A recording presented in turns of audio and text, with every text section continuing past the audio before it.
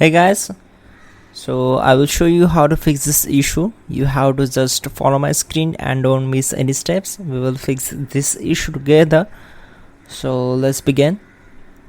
You need to just go to the search bar and type your control panel, or firstly we will go for the device manager, then click here to open it. Now on this window you need to expand the sound, video and game controllers. So right click on this particular device, select properties, go to drivers tab and select the update driver. Make sure you are connected with your internet connection. So select the first option, search automatically for drivers. So the best drivers will be installed automatically. Now close this window. This time go to the search bar and type your control panel.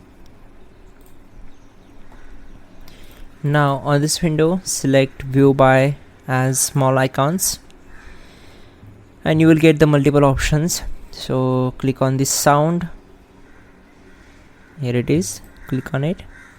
Now go to the select the speakers, right click on it, select properties.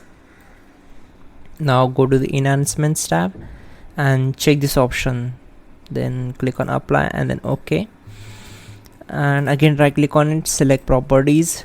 Now go to advanced tab and you can select the sample rate and bit depth to be used when running in shared mode, and you can test it from here.